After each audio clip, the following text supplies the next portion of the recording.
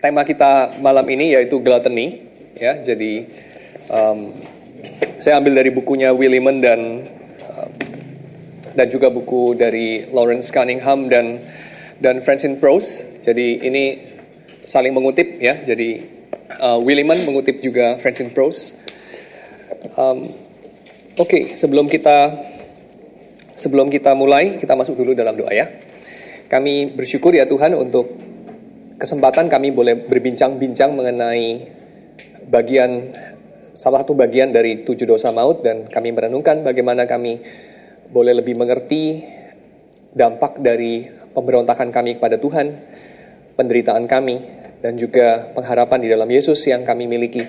Kami bersyukur untuk apa yang Tuhan sudah lakukan untuk menebus kami, untuk menyelamatkan kami dari dosa, untuk membawa kami ke dalam kehidupan. Kami bersyukur untuk kesempatan boleh mengenal Kristus, boleh berbagian di dalam mempelajari firman yang menerangi jalan hidup kami, menerangi hati kami yang gelap, dan membuat kami menjadi orang-orang yang diubahkan, menjadi orang-orang yang semakin hari semakin bersyukur kepada Tuhan atas apa yang Tuhan kerjakan melalui pekerjaan Kristus dan pekerjaan Roh dalam kami. Terima kasih, ya Tuhan, dalam nama Yesus kami berdoa. Amin. Oke, jadi tidak panjang lebar, kita langsung masuk ke ayatnya dulu, ya. Sebelum kita lanjutkan dengan pembahasan dari bukunya, kita buka dulu Lukas pasal yang ke-5 ayat 33, lalu kemudian Lukas pasal 7 ayat 34, lalu bagian yang agak panjang Lukas 15 ayat Lukas 16, maksud saya Lukas 16 ayat ke-19 sampai 31. Sebelumnya kita buka dulu Lukas 5, ya. Ini semua bagian dari kitab Lukas.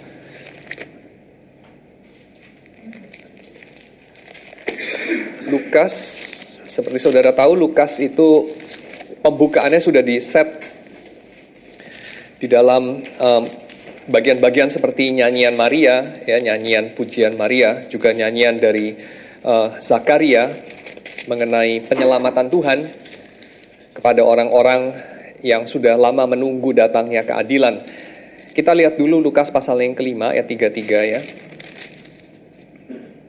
Ketika yang ditunggu-tunggu itu datang, Mesias itu datang, kemudian dia dituduh orang seperti ini. Lukas 5 ayat 33, salah seorang silakan baca. Orang-orang Farisi itu berkata pula kepada Yesus, murid-murid Yohanes sering berpuasa dan sembahyang, demikian juga murid-murid orang Farisi. Tetapi murid-muridmu makan dan minum. Jawab Yesus kepada mereka, dapatkah sahabat mempelai laki-laki disuruh berpuasa sedang mempelai itu bersama dengan mereka? Tetapi akan datang waktunya, apabila mempelai itu diambil dari mereka, pada waktu itulah mereka akan berpuasa. Lalu Lukas pasal yang ke-7 ayat 34. Saya baca dulu 33, nanti saudara baca 34. Karena Yohanes Pembaptis datang, ia tidak makan roti dan tidak minum anggur, dan kamu berkata ia kerasukan setan. 34. Kemudian anak manusia datang, ia makan dan minum, dan kamu berkata, lihatlah, ia seorang pelahap dan peminum, sahabat pemungut cukai dan orang berdosa. Lalu kita baca lagi sebelum masuk ke Lukas 16, Lukas 15. Ini jawaban Yesus atas tuduhan itu, ya. Lukas 15 ayat 11 sampai dengan 24, tapi saya nggak baca semuanya. Dari Lukas 15 ayat 11 sampai 24 ini, saya hanya baca sebagian buat saudara sekalian. Ayat ke-16 dan 17, lalu ia ingin mengisi perutnya dengan ampas yang menjadi makanan babi itu, tetapi tidak seorang pun yang memberikannya kepadanya. Lalu ia menyadari keadaannya, katanya, betapa banyaknya orang upahan Bapakku yang berlimpah-limpah makanannya, tetapi aku di sini mati kelaparan. Aku akan bangkit dan pergi kepada Bapakku dan berkata kepadanya, Bapa, aku telah berdosa terhadap sorga dan terhadap Bapa. Ya. Lalu kemudian adegan yang terkenal itu, dia pulang, bapaknya menyambut dia, dan seterusnya. Lalu kemudian ayat ke-23, Lukas menulis begini, dan ambillah anak lembu tambun itu, sembelihlah dia, dan marilah kita makan dan bersuka cita, sebab anakku ini telah mati dan menjadi hidup kembali, ia telah hilang dan didapat kembali. Maka mulailah mereka bersukaria. Tetapi kemudian terjadi sesuatu, yaitu ada anak yang sulung yang tadi mengatakan kepada Yesus, memprotes mengapa dia makan dan minum bersama dengan para pemungut cukai dan orang-orang berdosa.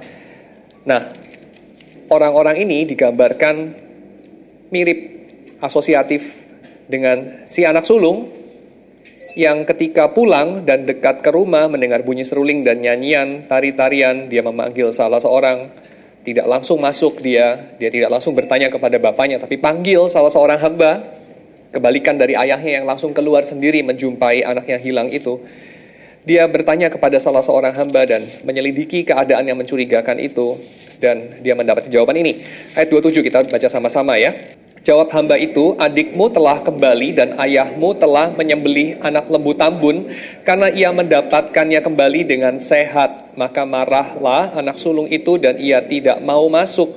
Lalu ayahnya keluar dan berbicara dengan dia. Tetapi ia menjawab ayahnya, katanya, telah bertahun-tahun aku melayani Bapa dan belum pernah aku melanggar perintah Bapa. Tetapi kepadaku belum pernah Bapa memberikan seekor anak kambing untuk bersukacita dengan sahabat-sahabatku. Tetapi baru saja datang anak Bapa yang telah memboroskan harta kekayaan Bapa bersama dengan pelacur-pelacur, maka Bapa menyembelih anak lembu tambun itu untuk dia. Kata ayahnya kepadanya, anakku, engkau selalu bersama-sama dengan aku, dan segala kepunyaanmu adalah kepunyaanku adalah kepunyaanmu. Kita patut bersukacita dan bergembira, karena adikmu telah mati dan menjadi hidup kembali, ia telah hilang dan didapat kembali. Bagian terakhir kita baca pasal ke-16 ini. Pasal 16 ayat 19 sampai dengan 31. Saya baca bagian yang ganjil, saudara baca yang genap ya. Ada seorang kaya yang selalu berpakaian jubah ungu dan kain halus dan setiap hari ia bersukaria dalam kemewahan.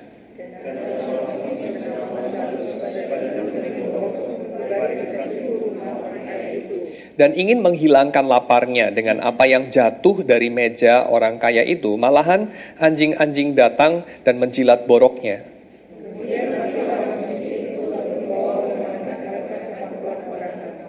Orang kaya itu juga mati, lalu dikubur. Dan sementara ia menderita sengsara di alam maut, ia memandang ke atas dan dari jauh dilihatnya Abraham dan Lazarus duduk di pangkuannya.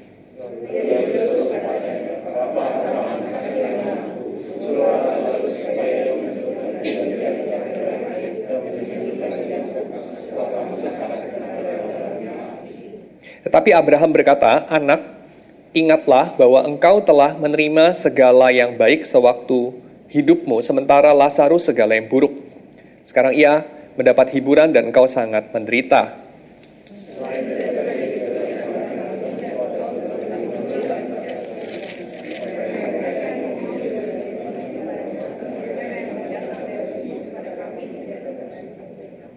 Kata orang itu, kalau demikian, aku minta kepadamu, Bapa, supaya engkau menyuruh dia ke rumah ayahku.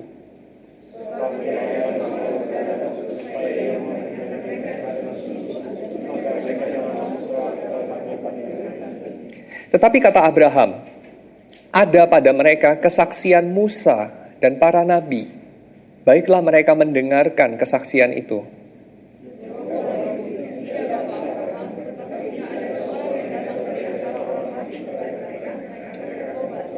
Kata Abraham kepadanya, jika mereka tidak mendengarkan kesaksian Musa dan para nabi, mereka tidak juga akan mau diyakinkan sekalipun oleh seorang yang bangkit dari antara orang mati.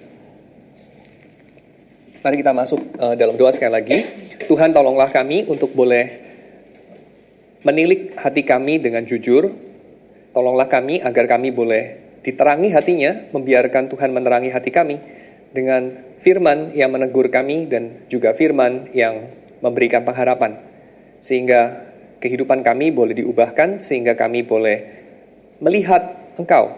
Sehingga kami, Tuhan, dengan hati yang murni boleh melihat wajah-Mu. Dan melalui penglihatan kami itu kami boleh melihat dunia secara berbeda. Melihat diri kami secara berbeda, melihat orang lain secara berbeda. Sehingga seluruh hidup kami boleh menjadi suatu bakti kepadamu yang telah memberi diri kepada kami. Sehingga hidup kami ini boleh terarah kepada sebuah jalan yang menuju kepada dirimu sendiri. Sebuah jalan yang menuju kepada pembaruan dari seluruh muka bumi, kembalinya kemuliaan ke dalam dunia. Terima kasih ya Tuhan.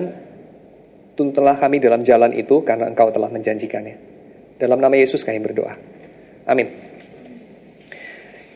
Ya, ini barangkali gambaran gluttony yang kita jumpai dari abad pertengahan dengan modifikasi sedikit, yaitu seseorang yang sendirian, perhatikan kata kuncinya di sini, sendirian, ya, mengenyangkan perutnya dengan rupa-rupa makanan, ya, dan dia melakukannya sampai dirinya terlihat buruk, sampai hal itu menghancurkan dirinya, ya, membuat dirinya menjadi semi monster.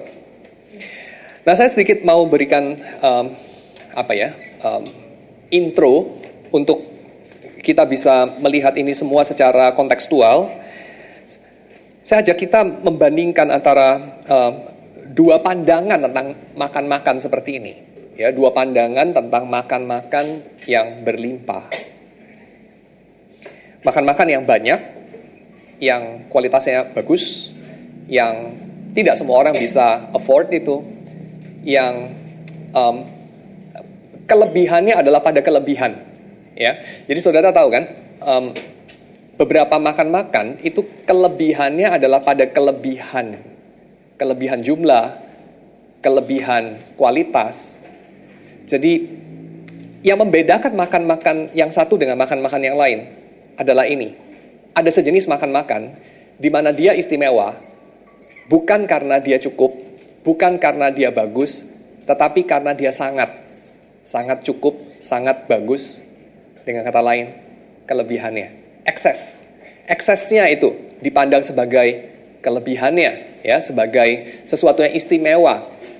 Nah, ada dua kebudayaan di mana kita melihat hal ini, ekses sebagai sesuatu yang istimewa, kita melihatnya secara agak berbeda. Ya. Kebudayaan satu, saya kira kalau kita lihat dewanya juga tidak sama dengan kebudayaan yang lain. Saudara bisa lihat dan temukan 10 bedanya.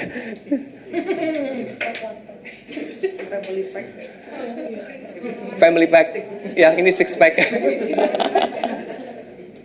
Ini sama-sama idealisasi yang dibuat manusia, ya, mengenai dewanya. Nah, dewanya itu kan berarti satu gambaran yang paling ideal manusia itu seharusnya seperti itu, ya. Jadi masyarakat yang satu punya dewa seperti ini yang kita lihat sepertinya tidak kelebihan makan dia. Dan ada dewa yang lain yang seperti ini yang saya kira tidak banyak orang yang juga punya tubuh seperti ini dalam masyarakat itu. Jadi ini masing-masing adalah bentuk tubuh ideal. Bentuk tubuh ideal yang seperti ini, kita bisa tanya, adalah bentuk tubuh ideal dari masyarakat semacam apa? Sementara tubuh ideal semacam ini, tubuh ideal dari masyarakat semacam apa yang lain? Itu mencerminkan apa? Tentu ini dua-duanya dibikin sama orang-orang yang tidak mengenal Tuhan. Atau tidak mengenal Tuhan yang benar. Orang-orang di luar Kristen. Ya, betul ya? Dan kita bisa melihat kalau membandingkan dua gambaran ini,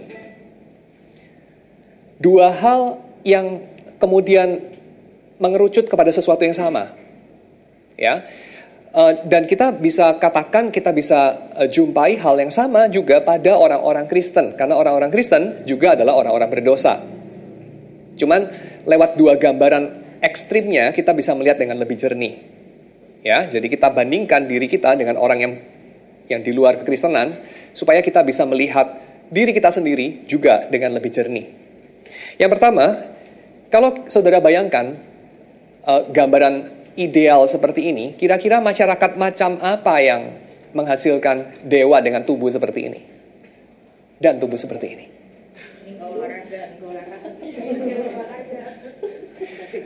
Kerinduan masyarakat yang menghasilkan dewa seperti ini saya kira adalah kerinduannya itu cukup makan, betul nggak? Salah satunya ya. Bentuk tubuh dewa seperti ini tidak begitu unik sebetulnya. Kalau kita perhatikan beberapa dewa dari orang-orang India juga agak mirip tubuhnya.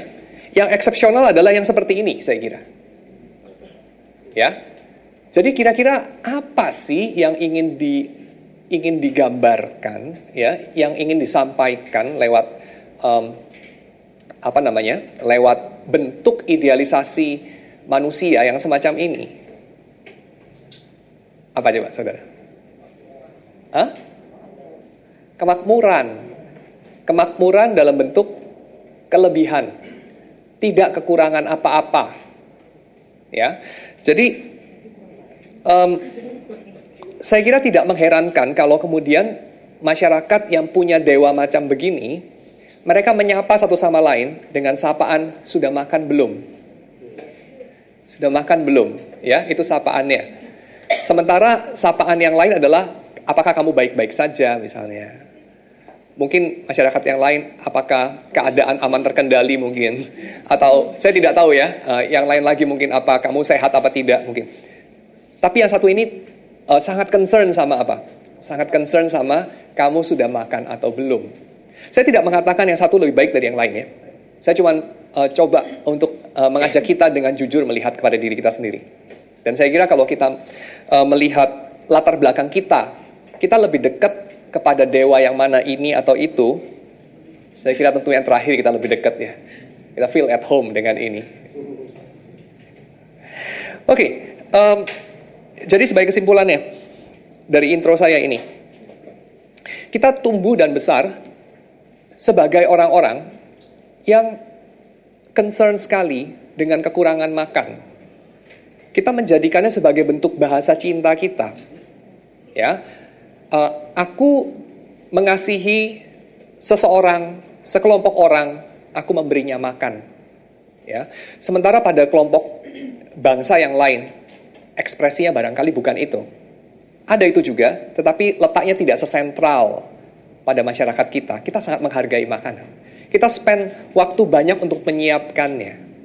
Ya, tidak semua bangsa itu spend waktu lebih dari 2-3 jam untuk menyiapkan satu jenis masakan. Dan kalau kita lihat di Asia ini, kita diberkati dengan rempah-rempah yang berlimpah.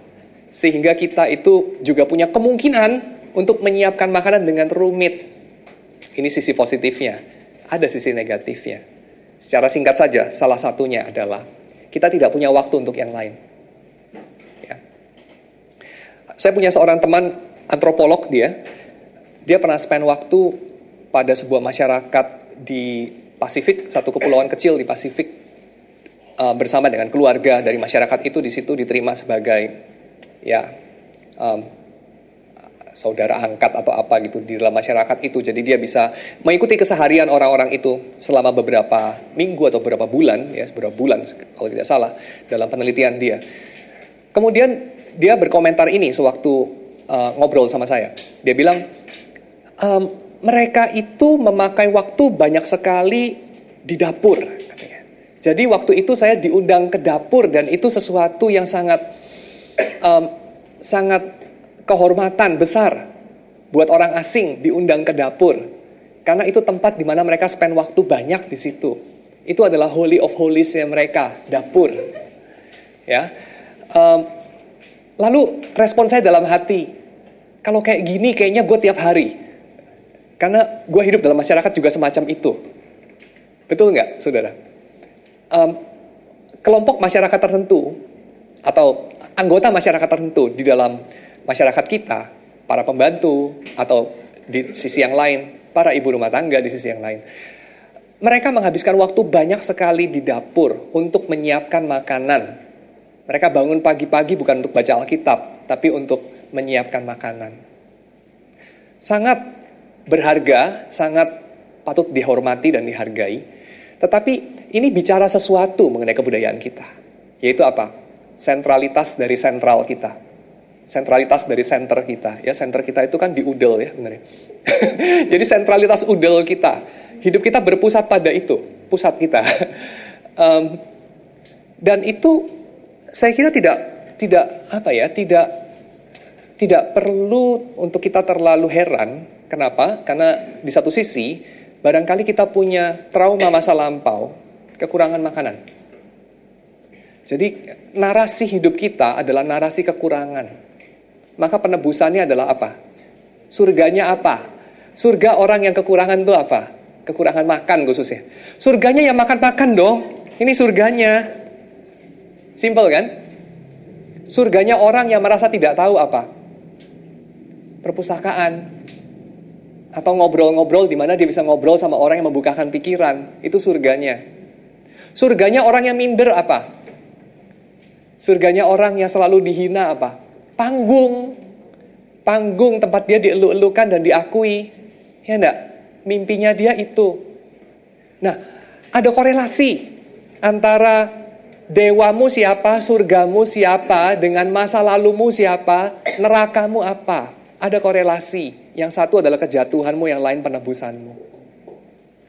Tetapi kita sebagai orang Kristen belajar sesuatu, yaitu neraka kita seringkali palsu, surga kita seringkali palsu. Dan itu mengalihkan perhatian kita dari yang asli. Dan itu berbahaya. Itu merampok kita dari ucapan syukur. Itu merampok kita dari air mata yang sejati. Itu menyimpangkan jalan hidup kita. Karena kita jadi takut akan sesuatu yang kita nggak perlu takut. Kita jadi kesal dan marah akan sesuatu yang kita nggak perlu kesal dan marah. Dan kita berharap akan sesuatu yang kita nggak gitu penting-penting amat berharap akan hal itu. Ini poinnya. Oke, kita sekarang masuk kepada pertanyaan. Apakah ini salah-salah amat ya? Apa salahnya dengan gluttony? Apa salahnya dengan kerinduan untuk makan dan makan? Ada orang tertentu yang dia itu bukan hanya tiap hari mikirin makan, barangkali tiap 3 jam mikirin makan. Orangnya nggak tentu gemuk loh, nggak tentu gemuk. Ya, jadi jangan salah. Saya pernah ngobrol begitu sama Pak Billy ya. Lalu saya kan bilang, lu jangan salah lu, orang kurus tuh bisa juga gluttony, ya. Terus dia bilang, iya lu benar, orang kurus nggak tentu itu nggak gluttony, tapi orang gemuk pasti gluttony, dia bilang. Saya nggak gitu setuju sama dia karena saya nggak punya pengalaman itu. Tapi kayaknya dia lebih benar karena dia mengalami itu. Anyway, jadi pertanyaan, apakah gluttony itu mortal sin apa tidak? Apakah dia dosa yang mematikan apa tidak? Dia itu dosa yang maut apa tidak? Thomas Aquinas mendaftarkan ada 3 keberatan akan hal ini. Keberatan yang pertama dikatakan, gluttony is not a mortal sin karena bukan bagian dari 10 hukum Allah yang dilarang. Ada nggak? Jangan rakus. Nggak ada ya? Jangan mencuri ada, jangan membunuh ada, jangan berzina ada, jangan mengingini milik orang lain ada. Gluttony kan kita tidak mengingini milik orang lain tuh, kan makanannya gue punya semua. Ya kan? Bukan makanan orang lain kok. Lain dengan food envy ya. Food envy. Kamu order makanan, temanmu order makanan, waktu sama-sama keluar kamu iri makanan dia, dia iri makanan kamu. Lain ya, gluttony bukan itu. Food envy itu bagian dari envy.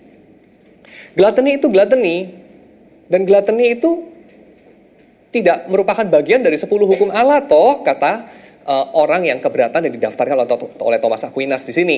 Gluttony is not a mortal sin karena bukan bagian dari 10 hukum Allah. Yang kedua, gluttony itu kan tidak bertentangan dengan charity. Benar nggak? Semua dari mortal sin itu harus ada satu syarat dipenuhi, contrary to charity. Jadi gluttony itu karena tidak berlawanan dengan charity, tidak berlawanan dengan apa itu cinta kasih ya. Kamu kalau suka makan-makan begini, menghalangi kamu apa untuk mencintai orang lain? Gak ada kan? Suka makan, malah orang lain dibelikan makanan, ya kan? Malah mengasihi kan? Nah kalau kamu kurus-kurus ya, anoreksia, ya bulimia, lalu kemudian kamu concern sekali sama orang lain, nanti gimana lu kolesterol jadi gemuk, kamu malah marahin orang lagi makan es krim dirampas dibawa ke tempat sampah ya kan, malah nggak charity kan. Jadi gluttony tidak berlawan dengan charity kok. Jadi ini bukan mortal sin ya. Lalu kemudian yang ketiga, Agustinus sendiri katakan dalam khotbah mengenai purgatory ya, dia katakan begini, whenever a man takes for meat and drink, then is necessary, he should know that this is one of the lesser sins. Lesser. Ya, dosa yang gak gitu serius. But this pertains to gluttony. Therefore, gluttony is an accounted among the lesser, that is to say, venial sins. Ya, jadi Thomas itu membedakan antara venial sins, dosa-dosa yang lebih kurang, yang tidak mematikan. Dosa sih, tapi tidak mematikan, dan dosa-dosa yang mematikan. Gluttony is not a mortal sin, it's a venial sins. Even Agustinus say so, kata dia. Tetapi Paus Gregory mengatakan sebaliknya. Dia mengatakan, as long as the vice of gluttony has a hold on a man, all that he has done valiantly is forfeited by him. And as long as the belly is unrestrained, all virtue comes to naught. Ya, jadi selama perutmu itu nggak bisa dikendalikan, ya bahkan nggak bisa dimasukin dalam celana, meluber-luber dia, maka semua kebajikanmu itu jadi nol, ya, jadi sia-sia, dia bilang. Virtue is not done away save by mortal sin, therefore gluttony is a mortal sin. Menurut Gregory, jadi ada 3 pandangan kontra gluttony is not a mortal sin, dan 1 pandangan mengatakan gluttony is a mortal sin. Jadi yang mana yang benar? Thomas Aquinas menjawab ini. I answer that, as stated above, the vice of gluttony properly consists in inordinate concupiscence. Now, the order of reason in regulating the concupiscence may be considered from 2 points of view. First, with regard to things directed to the end, inasmuch as they may be incommensurate and consequently improportionate to the end. Secondly, with regard to the end itself, inasmuch as concupiscence turns man away from his due end. Jadi, dia mengatakan setidaknya begini. Kita memperhatikan gluttony ini mengarahkan kita kemana ya?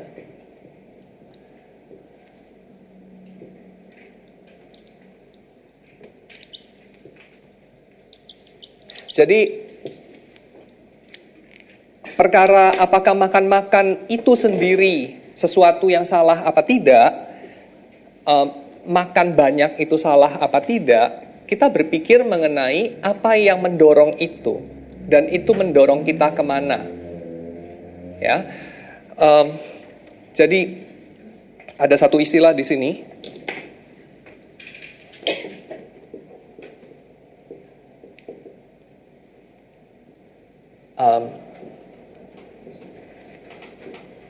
Ini istilah rada kuno ya, nggak gitu populer.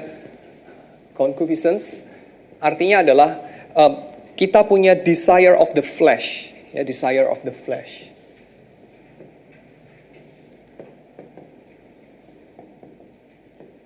Kedagingan.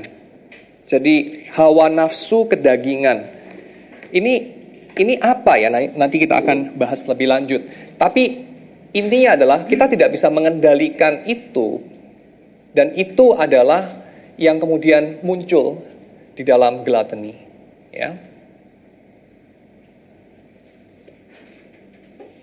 Accordingly, if the inordinate concupiscence in gluttony be found to turn man away from the last end, gluttony will be a mortal sin. Jadi ini syaratnya. Kalau dia kemudian membelokkan kita dari tujuan hidup manusia yang paling mulia, manusia ada untuk itu. Nah, di situ kemudian gluttony berubah menjadi mortal sin. Ya. Nah, oke. Ini sesuatu yang sangat padat ya, Summa Theologia, dan tentu kita akan tambahkan sesuatu karena kita sudah beranjak dari Roma Katolik ya. So, saya kira kita perlu tambahkan sesuatu. Cuma sampai di sini kita bisa belajar sesuatu dari Thomas, saya kira, yaitu waktu kita bicara mengenai gluttony, kita tidak bisa hanya melihat kepada apa yang dilakukan. Tetapi kita melihat terutama kepada hal itu disebabkan oleh apa. Dan itu membawa kita kemana. Ya, jadi sedikit komentar, kita juga sering kalau bertanya ya, kita menanyakan praktik-praktik kita tertentu kepada orang yang barangkali lebih mengerti Alkitab, kita seringkali bertanya itu boleh apa enggak bolehnya. Benar enggak? Boleh apa enggak sih main game? Boleh apa enggak ya kalau main kartu? Nggak pakai uang kok, cuma main kartu. Boleh nggak kalau main kartu pakai uang, tapi uangnya nggak banyak, cuma 1.000, 2.000, atau 10.000, 20.000, atau cuma 50.000 sampai 500.000 kok. Nggak banyak kan, uang kecil. Boleh nggak? Nah, boleh nggak boleh di sini, asumsinya adalah kita fokus kepada tindakan itu sendiri. Tapi kita tidak fokus kepada sesuatu yang lain, yaitu apa yang melahirkan tindakan itu, dan tindakan itu membawa kita kemana. Dan saya kira sehubungan dengan gluttony, di sini Thomas mengingatkan kita bahwa yang perlu kita lihat bukan hanya tindakan dari makan-makannya itu saja, tetapi itu keluar dari apa, sehingga itu menandai apa. Ya, menandai apa. Apa yang kita lakukan itu dapat menjadi satu titik di mana kita mendiagnosa keadaan jiwa kita itu didorong oleh apa, dan kita menuju kemana. Nah, sampai di sini saya ajak saudara untuk melihat satu ayat yang sering dipakai orang di dalam abad pertengahan untuk bicara mengenai gluttony, yaitu tentu saja dapat ditebak ya, Roma pasal 16 ayat 17 sampai 18. Tetapi aku menajarkan kamu, saudara-saudara, supaya kamu waspada terhadap mereka yang bertentangan dengan pengajaran yang telah kamu terima, menimbulkan perpecahan dan godaan. Sebab itu hindarilah mereka. Sebab orang-orang demikian tidak melayani Kristus, Tuhan kita, tetapi melayani perut mereka sendiri, dan dengan kata-kata mereka yang muluk-muluk dan bahasa mereka yang manis mereka menipu orang-orang yang tulus hati. Ya, lalu kemudian yang kedua, Filipi pasal yang ketiga ayat yang ke-19. Saya baca dulu 17 sampai 18, nanti saudara baca yang 19 ya. Saudara-saudara, ikutilah teladanku dan perhatikanlah mereka yang hidup sama seperti kami, yang menjadi teladanmu. Karena seperti yang telah kerap kali kukatakan kepadamu dan yang kunyatakan pula sekarang sambil menangis, banyak orang yang hidup sebagai seteru salib Kristus. Bagaimana hidup sebagai seteru salib Kristus? Ayat 19.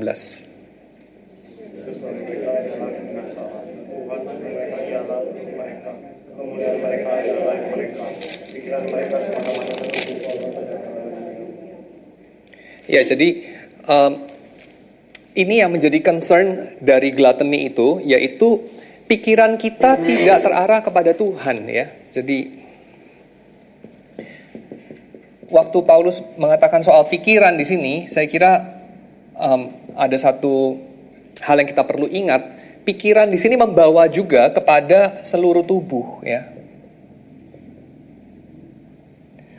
Jadi kalau Paulus bicara mengenai pikiran, kita coba ingat antropologinya Paulus, sebagaimana kita bisa lihat dalam Roma pasal 12 misalnya. Ketika pikiran kita diubahkan, kemudian seluruh tubuh kita mengikuti, seluruh jiwa kita, seluruh perasaan kita, seluruh perhatian kita mengikuti. Nah, kalau pikiran kita semata-mata tertuju kepada perut kita, nanti kita akan jabarkan lagi perut itu apa ya. Maka kira-kira apa yang akan terjadi dengan seluruh kehidupan kita, seluruh tubuh dan jiwa kita? Kalau pikiran kita semata-mata tertuju kepada perut kita, maka seluruh hidup kita akan dibawa untuk, dalam tanda kutip ya, membesarkan perut kita. Tapi sebentar, kita pause dulu. Bukankah dalam zaman modern, dewa kita itu tidak kelihatan kayak begini? Gak ada orang modern ya, yang seberapapun itu bisa afford excess, kepingin badannya kayak gini, itu nggak ada. Bener nggak? Bahkan, kalau kita ditanya, dalam zaman yang makin sekuler ini, dosa apa sih yang, apa sih yang masih tersisa yang saudara akui sebagai dosa? Apa yang masih tersisa yang saudara masih akui sebagai dosa? Sudah pasti, pride itu nggak termasuk. Ya kan? Karena kita punya national pride, kita punya gay pride, kita punya black pride, kita punya whatever pride, ya, Latin pride, Asian pride, dan segala pride yang lain. Kita itu tidak lagi melihat pride sebagai sesuatu hal yang berdosa, bangga diri, percaya pada diri sendiri, dan seterusnya, itu tidak lagi dipandang tabu untuk dilakukan seperti pada zaman abad pertengahan. Enggak, itu sesuatu yang oke, bahkan bagus banget. Orang itu harus confident, harus sedikit sombong, itu nggak apa-apa. Benar ya? Harus lihat dirinya lebih bagus dari orang lain. Zaman kita yang sekuler melihat hal itu sebagai baik. Ini zaman kita. Saudara bisa melihat hal yang sama? Zaman ini melihat pride itu bukan sin. Ya, pride itu bukan dosa. Zaman ini juga melihat keserakahan bukan dosa. Yang kemarin kita bahas. Ya, greed is good. Orang itu kalau nggak serakah nggak bisa maju. Orang itu harus punya ambisi. Ya, apalagi masih muda. Kalau masih muda apa-apa sudah nggak mau ya. Ditawarin, ada kerjaan. Ini project ini kalau goal bisa 10 miliar. Lalu saudara jawabannya, saya nggak perlu 10 miliar kok. Saya cukup-cukup aja dengan yang sekarang juga udah cukup. Nggak ada masa depan dah, lemes dah. Ya, jadi orang tuh mesti ada ambisi dong, nafsuan dikit gitu ya. Greedy sedikit, itu bagus. Asal jangan curang dan segala macam. Oke, greed is good even. Lalu orang bilang mengenai apa? Even lust, ya, lust penuh dengan hawa nafsu seksual, itu juga bagus juga. Malah orang akan mengatakan, waduh, ada masalah nih. Kenapa? Libido turun gitu kan ya. Lalu mulailah itu impor apalah dari Asia Tenggara gitu kan. Obat-obatan atau dari barat dan segala macam ya. Kenapa? Karena lust itu even dipandang sebagai no longer sin, no longer tabu ya dan segala macam. It's okay. Tetapi kalau orang Vicaris Jethro pernah mengatakan kalau orang itu envy, iri, nah itu dia sembunyikan. Dia diam-diam itu akan, dia tidak akan akui di luar. Dia akan hanya diam-diam saja lakukan di dalam. Bahwa dia iri sama orang lain. Itu memalukan. Ya, Epstein mengatakan, sampai hari ini, orang modern masih menganggap envy itu begitu memalukan. Karena kamu kerdil banget kok ngiri sama orang lain gitu ya. Maka kita lakukan dengan diam-diam. Oke, envy masih dosa. Greed sudah bukan. Lust sudah bukan. Pride sudah bukan. Selain envy, apa yang masih dosa? Saya kira yang paling gampang. Kalau saudara mengatakan, wah gila itu segala dosa. Ya, segala dosa. Sekarang gue harus menebus segala dosa itu. Gue pergi ke gym. Kira-kira segala dosanya apa? Yang saudara baru lakukan. Makan bukan? Jadi sampai hari ini orang masih mengasosiasikan makan berlebihan sebagai dosa.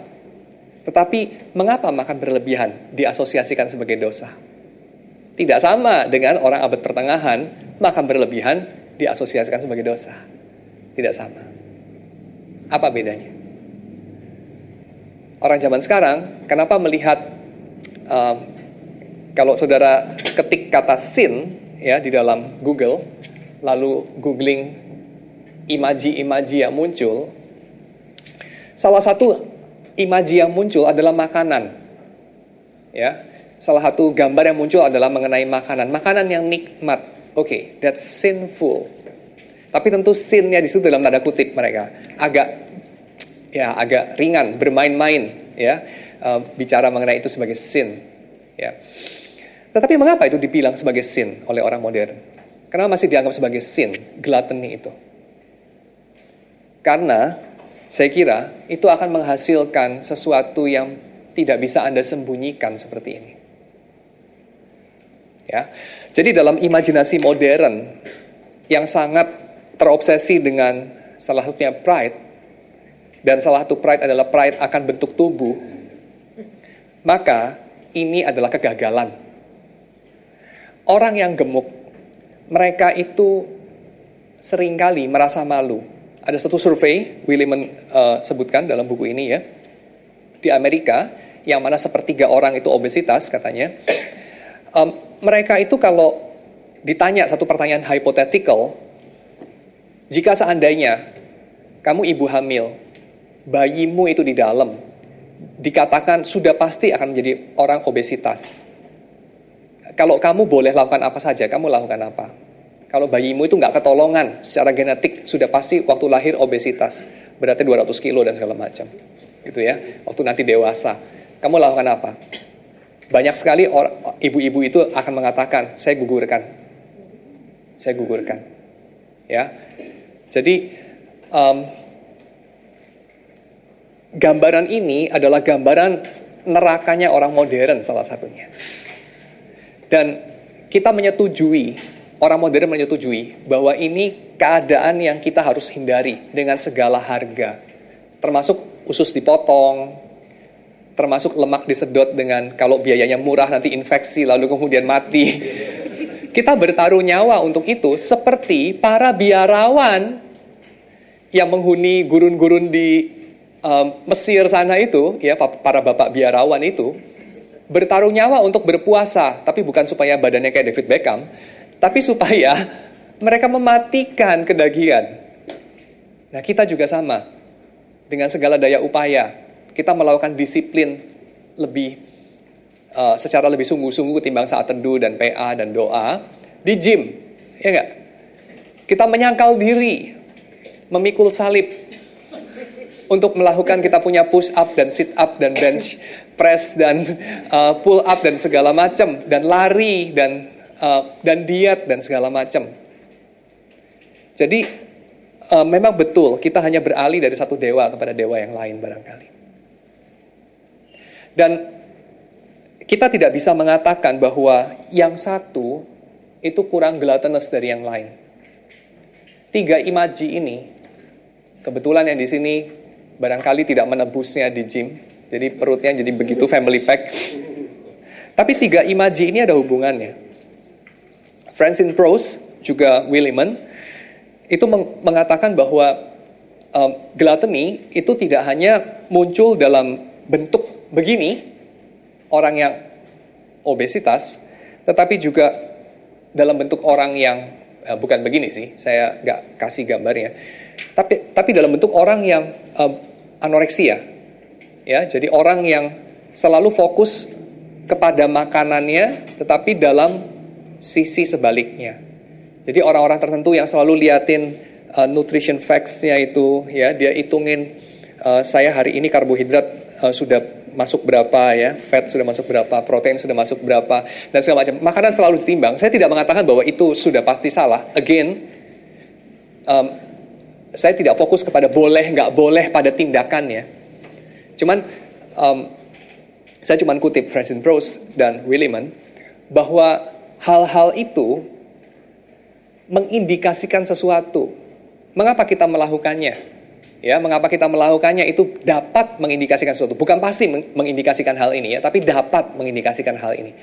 Tiap-tiap kita, baiklah kita memeriksa motivasi kita masing-masing. Ya, yaitu apa? Dapat mengindikasikan apa? Dapat mengindikasikan bahwa kehidupan kita berpusat pada perut. Baik perut yang seperti ini maupun seperti itu. Kehidupan kita berpusat pada perut dalam artian apa? Pikiran kita tertuju hanya pada kedagingan, ya. Dan oke, sampai di sini kita bisa tambahkan sesuatu, yaitu ada peringatan harus kita katakan mengenai Platonisme. Ya, bukan hanya Platonisme sih sebetulnya, tapi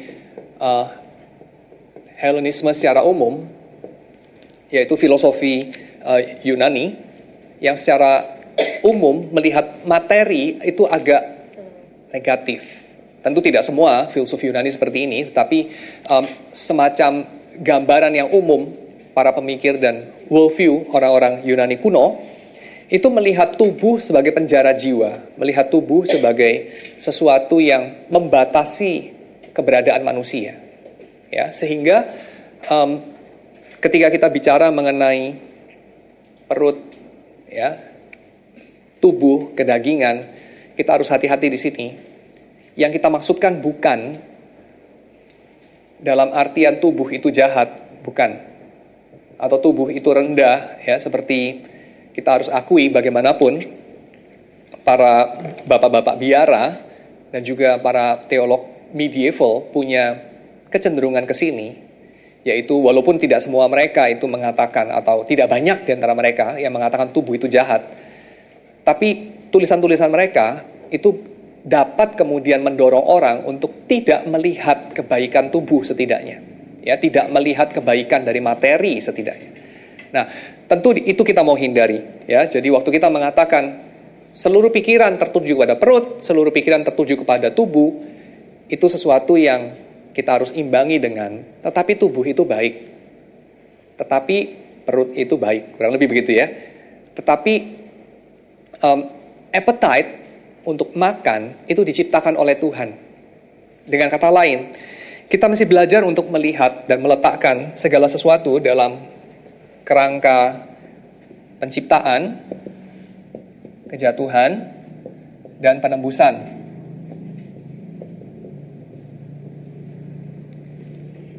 Nah, kalau kita lihat dalam 3 kerangka ini, saya kira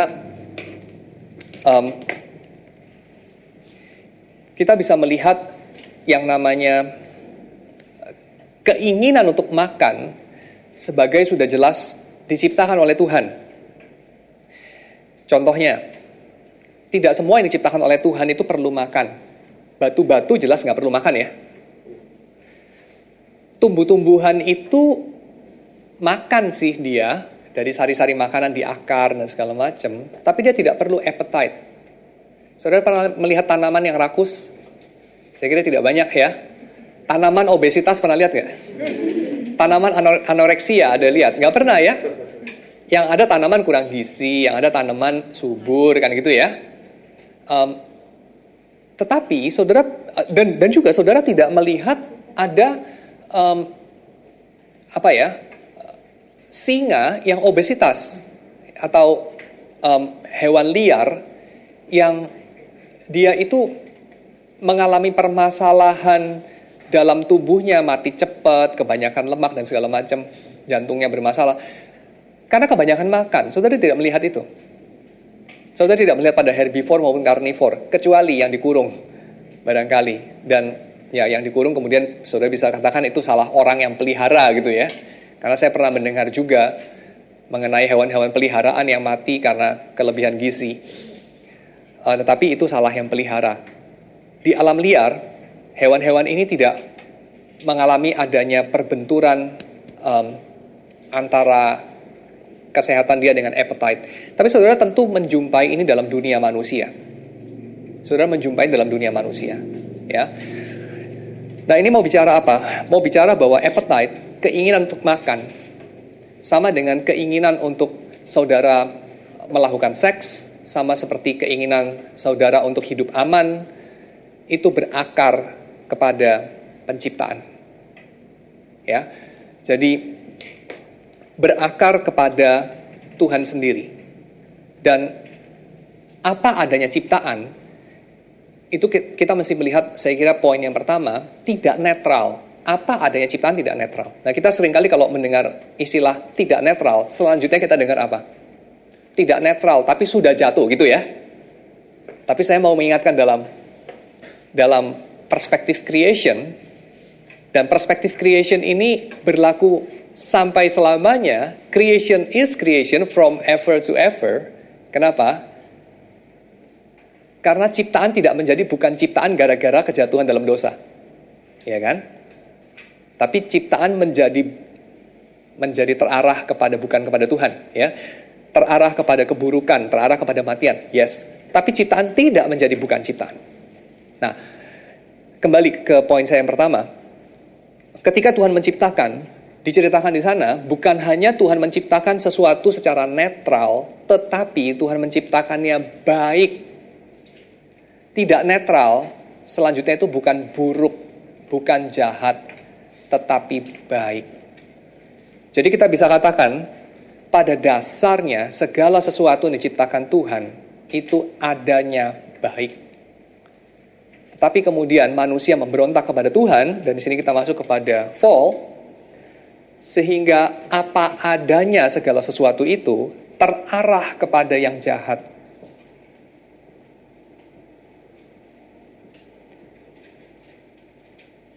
Mengarah atau menjadi jahat.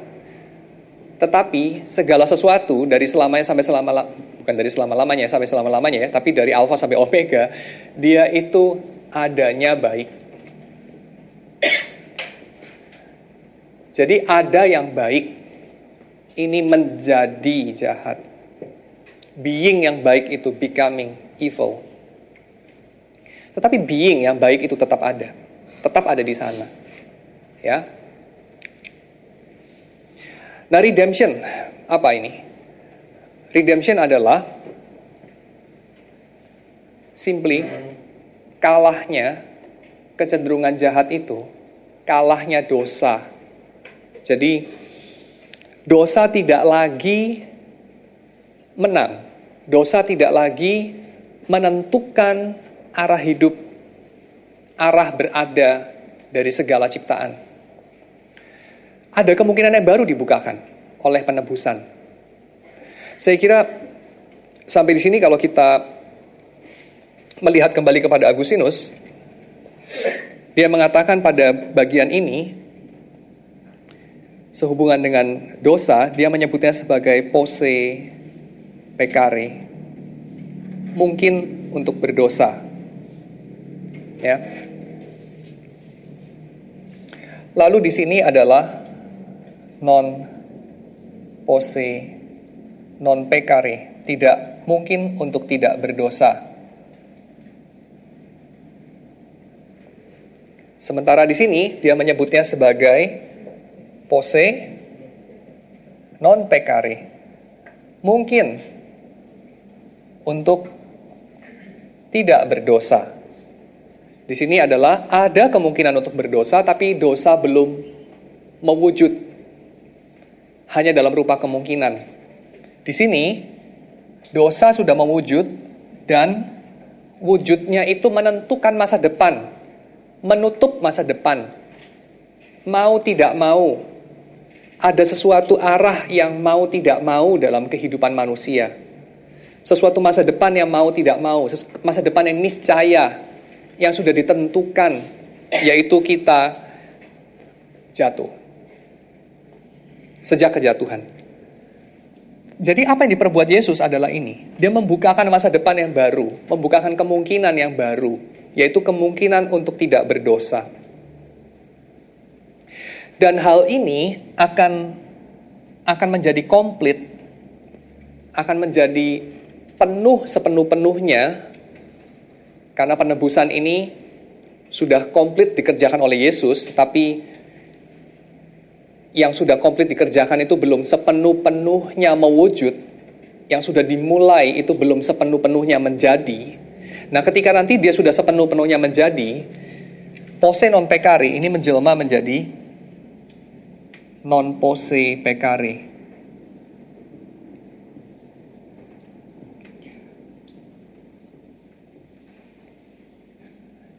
Jadi saudara perhatikan di sini, ketika keselamatan sudah sepenuh-penuhnya mewujud, dia tidak mengembalikan segenap ciptaan kepada keadaan semula.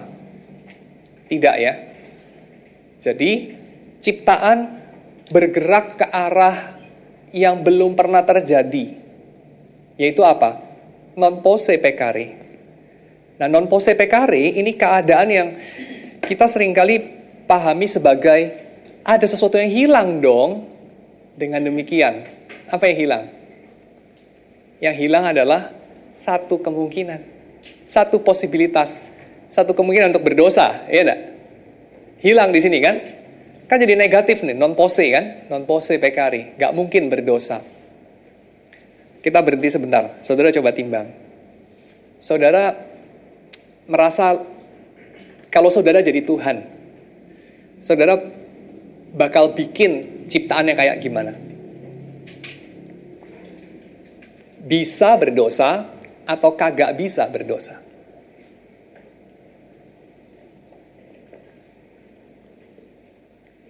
Ada kemungkinan berdosa atau kagak ada kemungkinan berdosa? Menurut saudara, saudara akan bikin yang mana? Ini dilematis.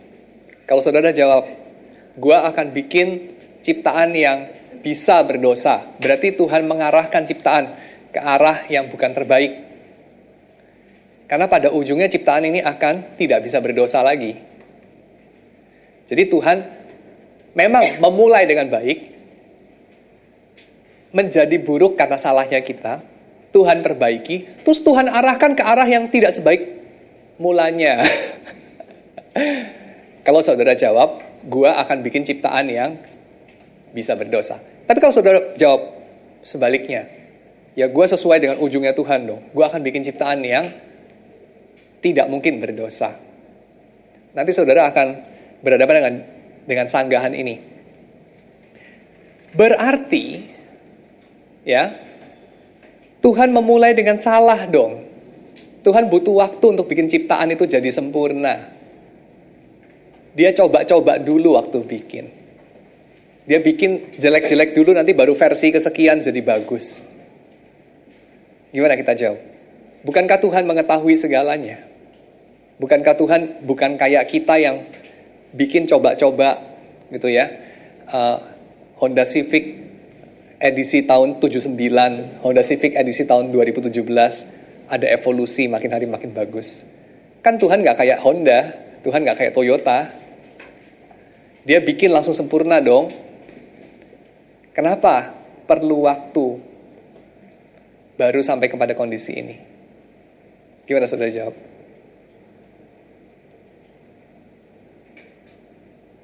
Apa bedanya ini sama ini? Bedanya sangat obvious sih. Ini di belakang, ini di depan loh. Bedanya adalah dengan cara Tuhan melakukannya, non pose pekare taruh di belakang, di ujung. Non pose pekare itu terjadi setelah rangkaian ini. Tapi kalau ini ditaruh di depan, ceritanya akan berbeda. Ya enggak? Kalau non pose pekare ini taruh di depan, ceritanya akan berbeda. Demikian dengan kalau pose pekare taruh di belakang, ceritanya akan berbeda. Apa bedanya?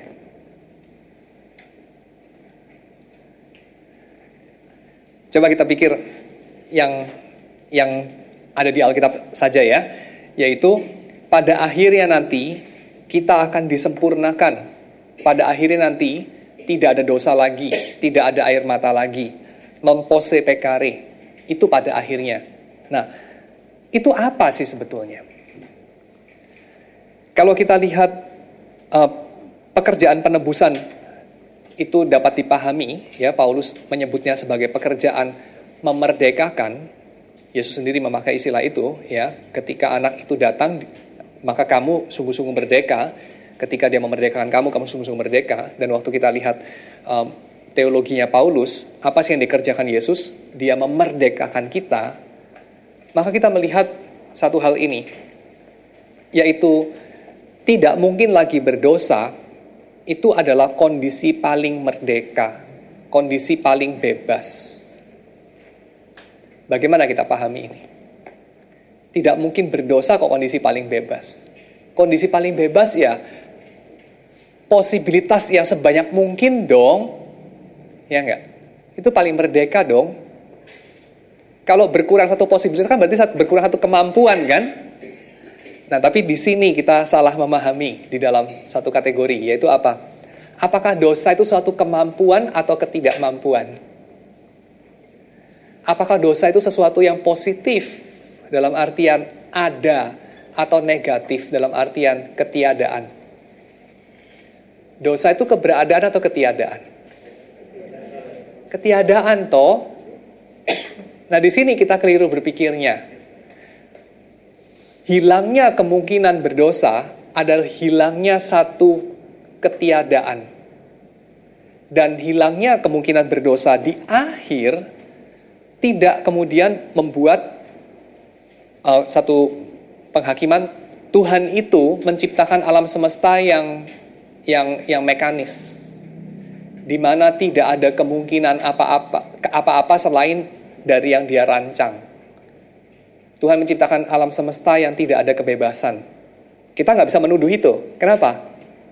Karena sudah ada sejarah ini. Ya enggak? Jadi waktu dikatakan Tuhan mengakhiri segalanya pada klimaks penebusan atau ujung konsumasi dari penebusan, dosa tidak ada lagi. Tidak ada lagi orang yang melawan Tuhan, ya, tidak ada lagi orang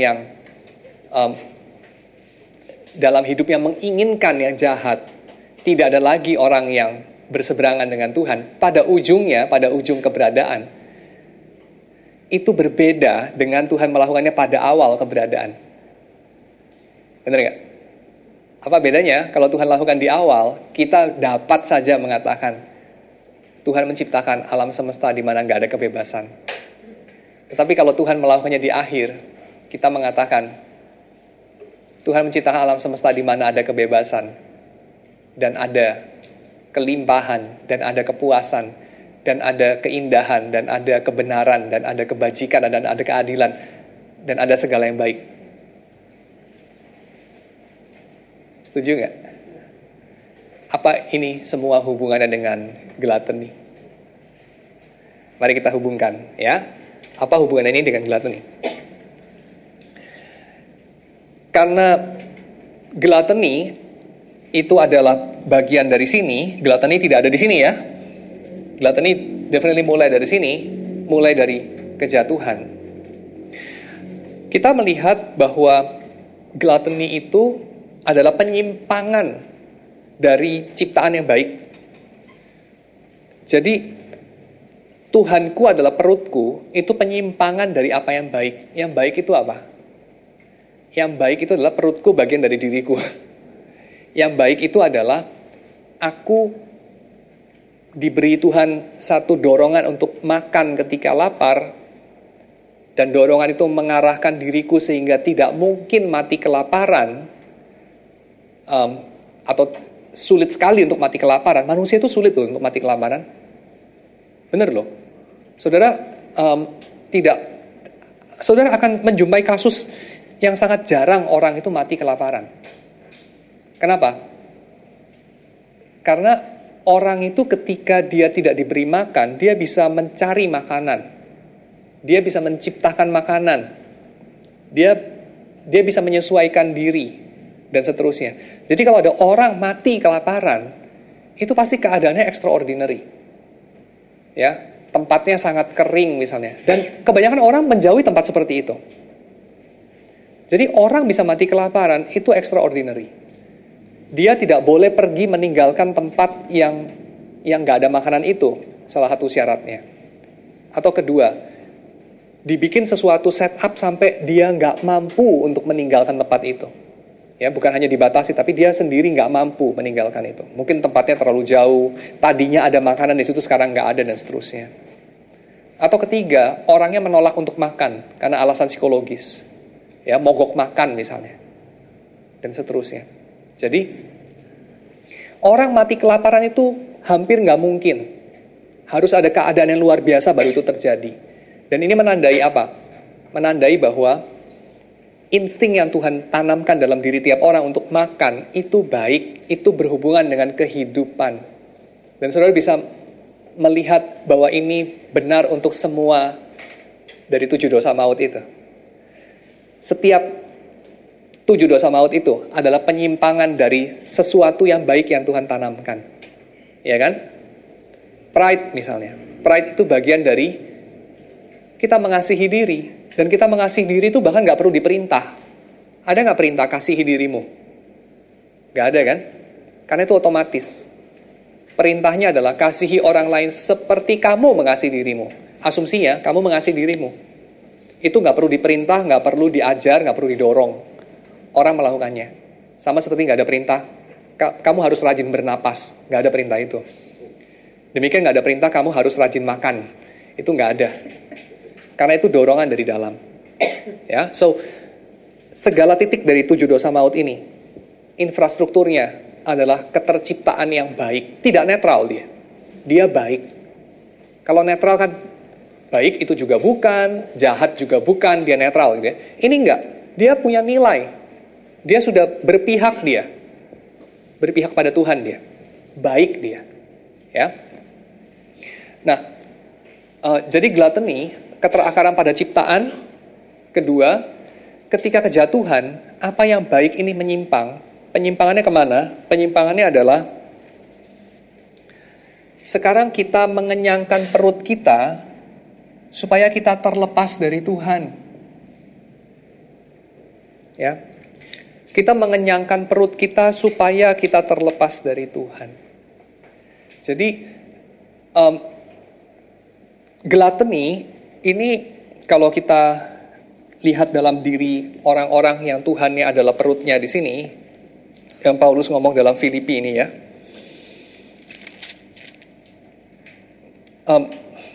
Mereka itu kemuliaannya adalah aib. Pikiran mereka semata-mata tertuju pada perkara duniawi. Ini dikontraskan Paulus dengan apa? Dengan orang-orang di dalam Tuhan, di mana kewargaan kita di dalam surga. Penantian kita adalah Yesus. Lalu apa yang Yesus akan kerjakan adalah mengubah tubuh kita yang hina sehingga serupa dengan tubuhnya yang mulia. Menurut kuasanya dapat menaklukkan segala sesuatu kepada dirinya. Jadi, yang dikontraskan adalah perutku Tuhanku dengan Kristus Tuhanku. Yang dikontraskan, hal yang kedua adalah pikiran mereka terarah kepada kemuliaan yang bukan kemuliaan Tuhan. Pikiran mereka tertuju kepada perkara duniawi. Sementara pikiran orang-orang percaya tertuju kepada masa depan di mana Tuhan mengubah tubuh kita, menaklukkan tubuh kita, menjadikan kita sepenuhnya milik Dia. Ini adalah dua penantian yang berbeda, dua latihan yang berbeda, dua pengejaran yang berbeda, dua ambisi yang berbeda. Bedanya di mana? Orang yang pikirannya tertuju kepada perutnya, pikirannya tertuju kepada dirinya sendiri. Segala sesuatu untuk diriku. Ya. Dan gluttony, tentu saja kita tidak bisa mengatakan orang-orang yang kemudian tubuhnya bengkak seperti ini, wah dia itu orang yang bahagia. Zaman sekarang sudah enggak ya. Tapi kita mesti melihat ikon itu dikaitkan dengan konteks zamannya. Gambar seperti ini berbunyi apa buat para petani yang kurus kering yang tiap hari hanya makan ikan asin separoh sama nasi yang sudah agak basi gitu. Ini apa sih? Gambaran apa? Mungkin saya belum nonton film Silence ya, tapi saya baca novelnya dan di situ digambarkan para petani Jepang itu kurus-kurus ya. Lalu bekal ikan asin busuk yang dibakar itu baunya wangi sekali buat mereka dan seterusnya. Makannya nasi kering gitu ya, yang ketemu nasi kering di tempat sampah gitu dan segala macam. Maka gambaran seperti ini gambaran apa sih? Gambaran self-reliance kan. Gambaran di mana tidak perlu untuk khawatir apa-apa lagi. Gambaran Tuhan pun tidak bisa merampas kebahagiaan saya. Saya aman. Di sini kita melihat mirip sekali dengan gambaran yang diberikan Yesus tentang orang kaya yang bodoh itu kan. Dia membangun lumbungnya, menyimpan segala yang di sana. Nothing against menabung, nothing against mengelola harta dengan bijak. Tetapi yang dituju dari perumpamaan itu adalah apa yang tersingkap di dalam apa yang orang ini katakan. Tersedia ada banyak bagimu hai jiwaku, maka makanlah, minumlah, dan beristirahatlah. Tersedia banyak bagimu, maka beristirahatlah. Kita kontraskan sama apa? Sama perkataan Yesus, jangan kamu khawatir akan apa yang kamu makan dan minum dan pakai, sebab Allah menyediakan. Sebab aku menyediakan, kontras dengan sebab Allah menyediakan. Sama-sama tersedia banyak. Allah menyediakan, tersedia banyak. Aku menyediakan, tersedia banyak. Bedanya di mana? Di sini saya akan kaitkan dengan gluttony, dan saya kaitkan dengan cerita yang dipakai Yesus untuk mengcounter bahwa dia itu gluttonous, yaitu apa? Cerita mengenai Lazarus dan Abraham, lalu juga cerita mengenai anak yang hilang. Nanti saya kaitkan itu. Tapi coba kita fokus pada pertanyaan ini. Apa bedanya si orang kaya yang bodoh, yang mengumpulkan semuanya bagi dirinya sendiri, Lalu dalam kondisi begini, kemudian dia mengatakan, sudah tersedia cukup bagimu, hai jiwaku, beristirahatlah. Dalam artian, tidak usah khawatir lagi. Jangan kamu khawatir, hai jiwaku, beristirahatlah, sebab ada banyak tersedia bagimu. Bedanya apa dengan perkataan Yesus? Jangan kamu khawatir tentang hari esok, tentang apa yang akan kamu makan dan pakai dan kamu minum. Padahal sama alasannya, sebab tersedia banyak bagimu. Bedanya di mana dari kedua hal itu? Kalau yang orang kaya itu bersandar pada kemampuannya sendiri. Ya, sedangkan Yang perkataan Yesus itu kan maksudnya mengajarkan kepada kita bahwa kita tuh jangan terlalu bersandar dengan kemampuan sendiri. ya.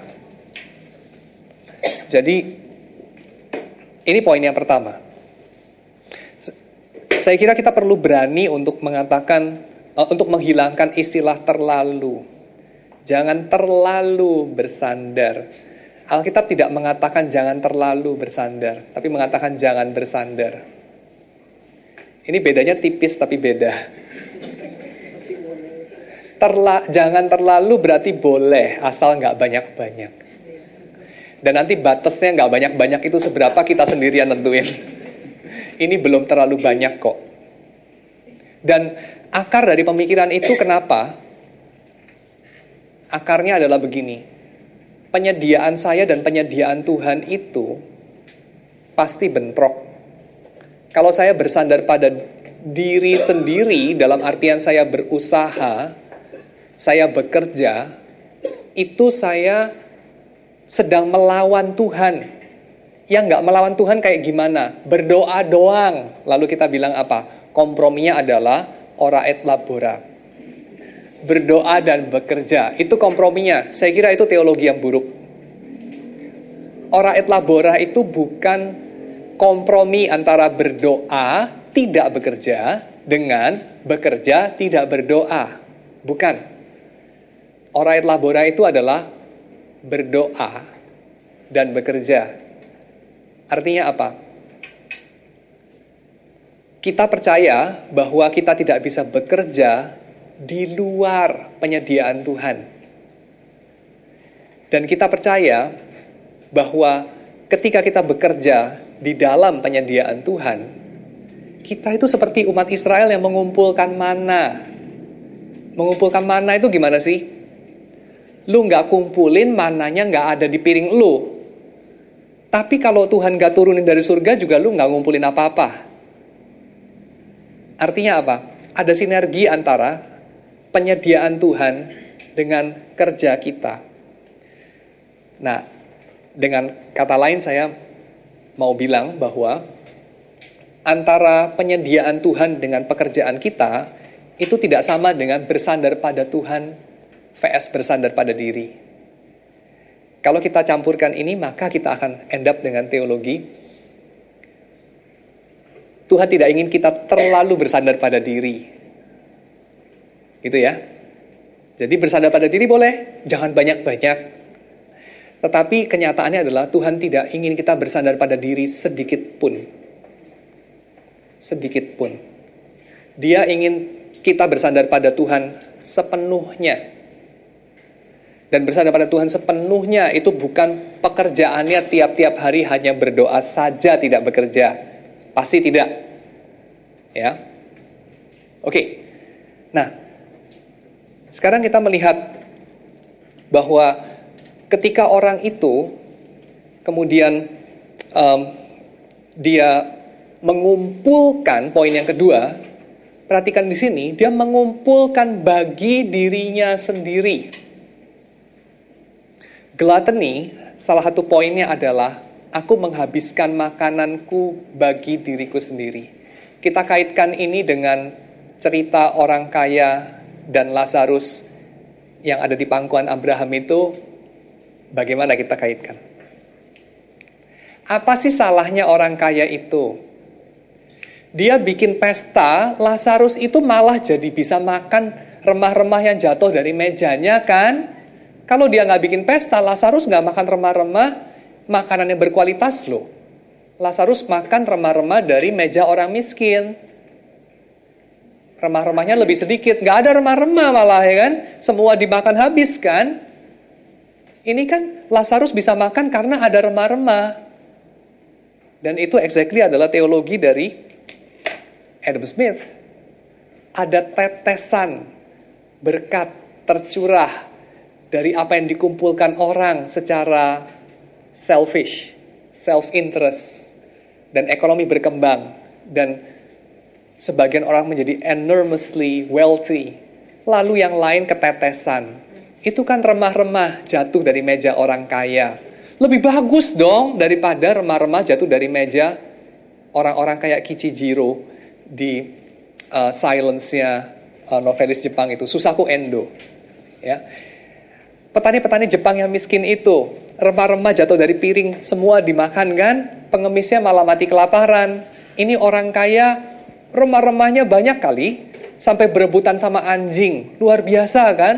Lazarus sama anjing rebut-rebut. Artinya tersedia banyak bagimu. Lazarus bisa makan, anjing bisa makan. Kalau remah-remah di bawah mejanya Kichijiro, petani Jepang yang miskin-miskin itu, anjing aja mati kelaparan kali kan. Paling rebutan tikus atau semut ya kan. Ini kan limpah, bagus banget. Salahnya di mana? Ayo, saudara pikir salahnya di mana? Apa? Kenapa Lazarus kagak diajak duduk di meja, makanannya banyak. Di bawah meja tempatnya anjing. Ya kan? Ajak duduk di meja dong. Kan ekses, ada banyak. Ya enggak? Lalu kemudian dikatakan di sana, orang kaya ini sadar nggak akan hadirnya Lazarus di bawah meja, di tempat para anjing? Sadar dia, sadar. Tahu dari mana sadar? Dia bisa kenalin. Ya enggak? Itu Lazarus duduk di pangkuan Abraham. Lu kok bisa tahu namanya? Lu kalau lu tahu namanya, kenapa dia ada di bawah situ? Lu tahu namanya lo, ya kan? Nah itu poinnya. Jadi, tapi kemudian kenapa dia membiarkan Lazarus di bawah meja berebutan makan sama anjing? Karena dia fokus, dia sangat fokus. Fokus sama apa? Fokus pada perutnya. Baik perutnya six pack maupun perutnya family pack. Ya. Tapi dia fokus pada perutnya. Itu masalahnya. Sehingga dia tidak melihat. Ya. Nah, interesting sekali perkataan bahagia dari Tuhan Yesus. Dia mengatakan apa? Berbahagialah orang yang murni hatinya, sebab dia akan melihat Allah. Yang menghalangi kita dari melihat Allah adalah hati kita tidak murni. Tidak murni itu dicampur sama apa? Tidak murni itu gambarannya adalah hati kita mencari sesuatu yang lain. Hati kita bercabang. Itu kagak murni. Bercabangnya kemana? Salah satunya ke perut. Salah satunya kepada mengumpulkan bagi diri sendiri. Ya. Nah sekarang saya tanya, kalau begitu berarti apa nggak boleh tuh mengumpulkan bagi diri sendiri? Wah ini ajaran yang muluk-muluk dan nggak praktikal nih, ya nggak? Jadi konsep saving itu juga nggak biblical dong dan segala macam. Tapi bukankah penulis Amsal mengatakan pergilah kepada semut, hai pemalas, belajarlah dari mereka karena mereka itu mengumpulkan di musim panas. Loh, saving kan boleh gitu ya. Jadi yang mana nih yang benar nih? Kata kuncinya adalah bagi dirimu sendiri.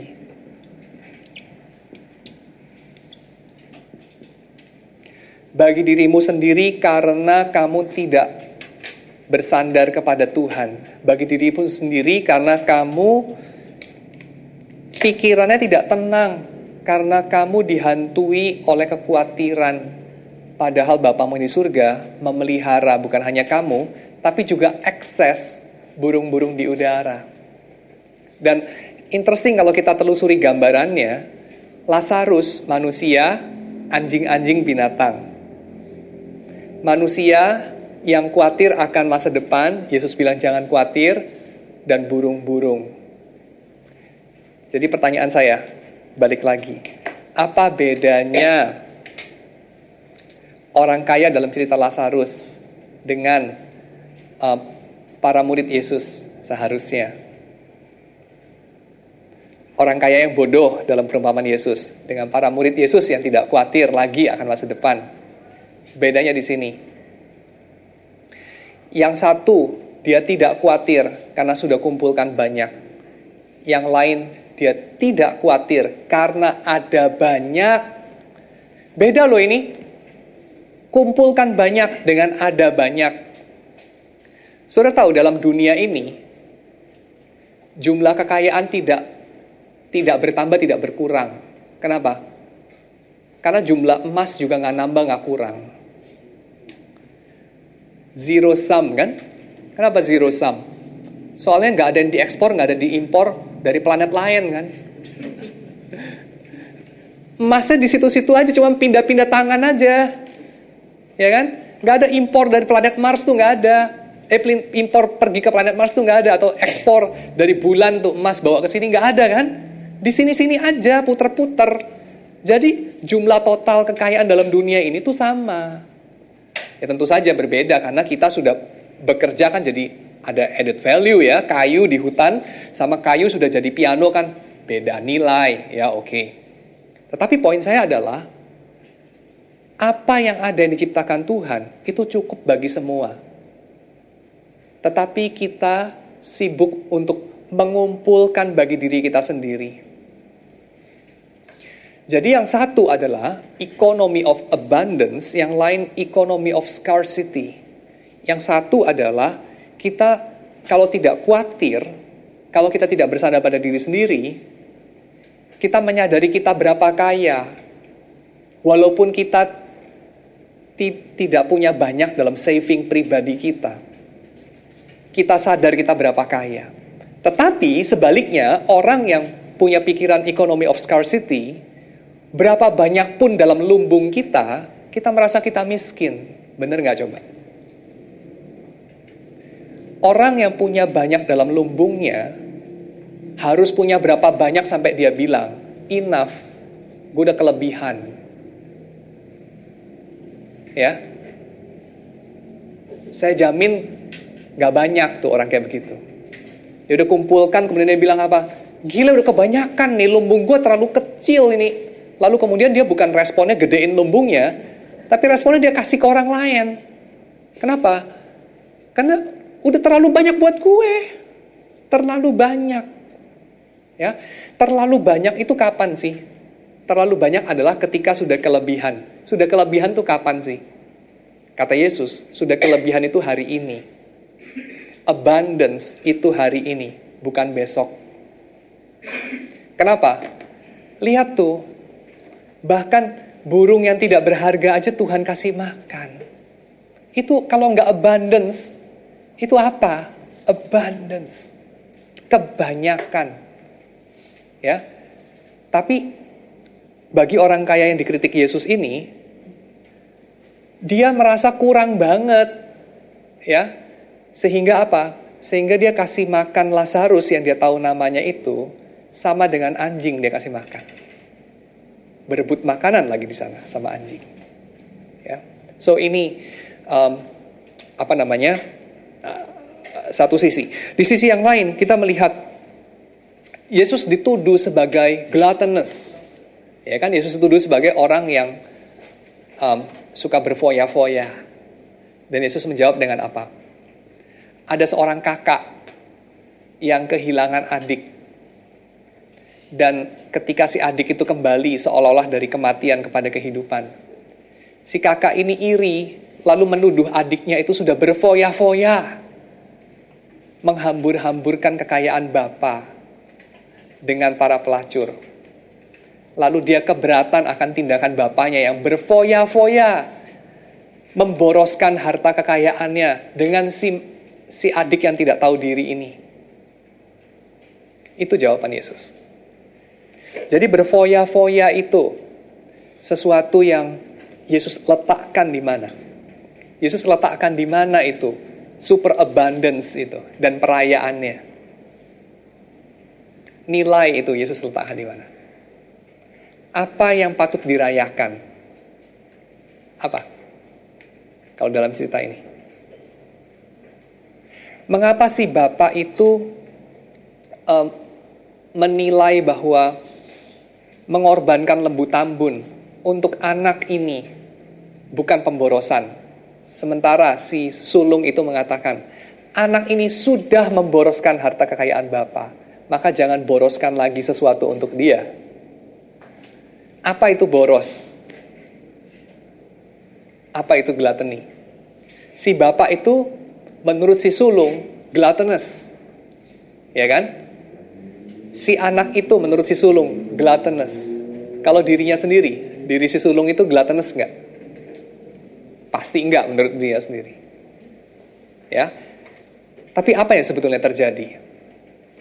Yang sebetulnya terjadi adalah si anak sulung ini punya mentalitas scarcity. Si anak sulung ini punya mentalitas hanya ada sedikit. Ya, dan hanya ada sedikit ini nyata di dalam apa? Nyata di dalam cara-cara dia beroperasi. Tidak ada generosity. Ya.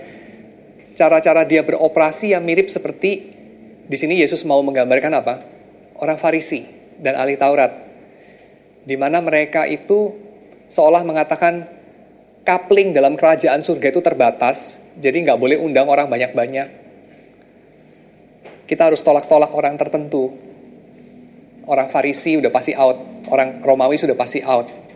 Ya, para pemungut cukai, kolaborator sudah pasti out. Tempatnya sedikit aja itu di kerajaan surga. Ya, dan nggak ada tempat lah buat orang-orang kayak si anak bungsu ini. Apalagi gak ada jatah lah dari Bapa untuk orang seperti anak bungsu ini. Karena apa? Karena mereka begitu sibuk mengumpulkan. Karena mereka begitu sibuk dengan perutnya. Karena mereka tidak melihat Tuhan. Sebab apa tidak melihat Tuhan? Karena hatinya terarah kepada sesuatu yang lain. Makanan itu baik, diciptakan Tuhan. Manusia itu butuh makan. Tuhan tuh bisa bikin manusia bukan mamalia, bener gak? Kalau manusia bukan mamalia, kita makan sebulan sekali oke. Kita makan lebih dikit tuh oke. Kenapa? Karena kita nggak perlu energi banyak untuk jaga suhu tubuh kita sesuai sama lingkungan. Makanan kita itu banyak spend untuk mempertahankan suhu tubuh loh, bukan untuk bergerak. Ya kan? Jadi, kalau kita reptil, kita hemat tenaga banyak, makan sedikit aja. Kenapa Tuhan nggak bikin kita reptil? Atau lebih bagus lagi, rumput. Atau lebih bagus lagi, batu. Kenapa nggak begitu? Jawabannya, saya kira salah satu adalah, karena Tuhan pengen kita saling terhubung kan? Saling terhubung. Makan itu bisa jadi cara untuk menghubungkan kita satu sama lain. Menghubungkan kita dengan orang lain. Menghubungkan kita dengan alam. Makan adalah cara untuk berbagi. Dan kenapa makan bisa kita hayati sebagai cara untuk berbagi? Karena kita menyadari kita tidak bisa sendirian. Karena kita menyadari bahwa kita tidak self-sufficient. Karena kita menyadari, pertama, ada banyak tersedia. Kedua, yang ada pada kita bukan hanya milik kita, tetapi juga yang ada pada orang lain bukan hanya milik orang lain. Jadi apa yang paling baik kita lakukan bukan mengumpulkan bagi diri sendiri, tetapi kita mengelola bersama apa yang ada. Dan kita share bersama. Termasuk waktu kita, tubuh kita, kesehatan kita, kemampuan kita, dan seterusnya. Ya. Jadi, saudara bisa bayangkan kalau saudara self-sufficient, kalau saudara nggak butuh siapa-siapa, dan bukankah economy of scarcity pada akhirnya membuat orang punya lumbungnya sendiri, satu individu satu lumbung. Lumbung ini bisa macam-macam, lumbung uang, bukan hanya uang ya, uang ini hanya mewakili uang ini versatile sekali karena apa?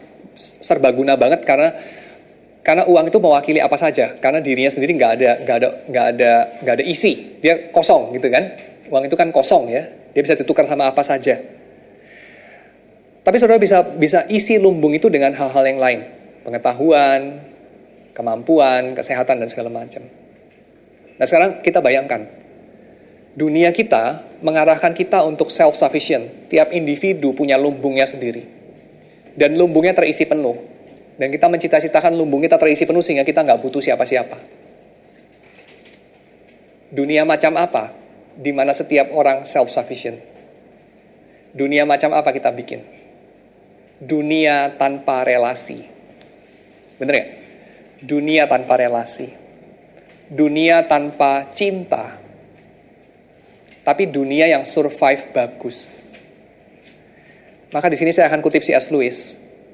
Hal-hal semacam persahabatan dan filsafat dan seni tidak ada nilainya untuk survival, tapi itu membuat survival bernilai. Sekali lagi ya, hal-hal semacam persahabatan, relasi dalam tanda kurung, dan seni dan filsafat tidak ada nilainya buat survival. Gak ada itu lu gak mati. Bener kan? Saudara gak ngerti filsafat juga gak mati kan? Tetap gemuk dan sehat kan badannya? Tetapi itu yang membuat survival saudara bernilai. Ya. Jadi kembali kepada background saya di awal PA, kita hidup dalam sebuah dalam sebuah masyarakat di mana sapaan kita satu sama lain adalah udah makan belum? Lu nggak makan lu mati kan? Jadi udah makan belum? Tapi mari kita pikir, udah makan, udah kagak mati, lu ngapain? Lu isi survival lu dengan apa? Dan self-sufficient. Semua cukup sehingga tidak perlu khawatir karena diri sendiri punya cukup banyak. Itu jangan-jangan membuat kita mengorbankan sesuatu. Apa yang kita korbankan? Sesuatu yang membuat survival kita bernilai. Relasi. Ya. Karena kita tidak akan punya kepentingan untuk membiarkan sesuatu yang lain. Kita berilusi seolah-olah kita nggak butuh apa-apa dan siapa-siapa. Apa obatnya? Oke, secara praktis saya kasih tips praktis. Setiap kali kita mau makan, setiap kali kita melihat makanan, coba kita lihat, kita ditolong sama siapa saja untuk bisa makan itu. Lingkaran pertama kita adalah uang saya. Yang kedua, orang yang masak. Ketiga, orang yang nganterin itu. Berhenti di situ? Tidak loh. Yang masak apa walaupun kamu kasih dia uang untuk masak, kalau gak ada nelayan tangkep itu udang dan ikan. Nelayan bagaimana bisa tangkap udang dan ikan kalau gak ada orang-orang keluarin minyak dari bumi untuk kasih solar kepada si nelayan itu. Dan bagaimana itu tanaman tumbuh untuk bisa bikin bihun? Bihun ini kan dari beras kan? Beras ini dari padi kan? Ini bukan dari pabrik loh bihun, tapi asal mulanya adalah padi. Jadi saudara pikir mengenai apa? Mengenai persekutuan di dalam makanan. Dalam semangkok bakmi itu ada darah dan air mata dan cinta. Tapi yang pasti ada orang-orang lain.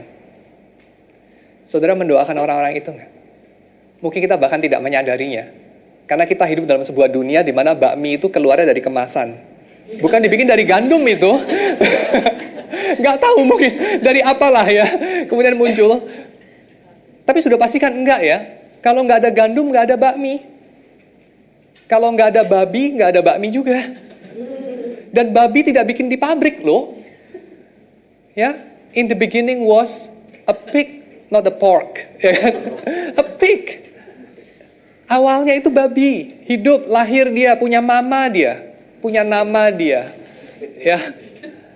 Dan itu semua kita pikir, itu semua kita syukuri, itu semua kita bawa ke hadapan Tuhan. Kita tahu, kita tidak sendirian. Kita tahu, kita tidak cukup dengan diri sendiri. Kita bersandar, kita semua bersandar. Bukan hanya bersandar pada tukang bakmi, tapi juga kepada tukang babi. Juga kepada tukang minyak, juga kepada segala macam orang, militer mungkin barangkali termasuk, polisi mungkin barangkali termasuk. dan segala macam jejalin manusia yang lain. Semua ada dalam semangkok bakmi. Sewaktu kamu berdoa bersyukur. Di situ mengingat, gluttony menghilangkan itu. Karena gluttony membuat kita berfokus hanya kepada perut kita dan bukan kepada orang lain. Perut kita dan bukan kepada Tuhan. Dan barangkali makannya nggak perlu banyak, tapi kadang-kadang eksotik. Ya, karena kalau dewa kita yang ini, kita concern banget sama volume. Tapi itu mewujud kepada yang lain, kualitas, eksotisme, dan seterusnya. Ya kan? Jadi ingat sekali lagi, ketika kita makan, itu momen bukan hanya untuk menikmati diri kita, tapi juga momen untuk bersyukur, momen untuk menikmati persekutuan dengan yang lain. Itulah bedanya makannya Yesus sama makannya orang-orang yang Tuhannya adalah perutnya. Itu bedanya si orang kaya dan Lazarus itu dengan siapa satunya lagi tandingannya? Dengan si ayah itu, ayah dari anak yang hilang dalam cerita Yesus. Dengan, apalagi contohnya, Yesus yang adalah pelahap. Yesus pelahap ini, dia makan sebagai bentuk persekutuan, berbagi. Dan itu ikonik banget, Yesus kasih makan, berbagi makan dengan 4.000 orang, 5.000 orang, ya kan? Berbagi. Ya, economy of sharing, vs economy of scarcity. Itu yang saya kira kita hari ini pelajari.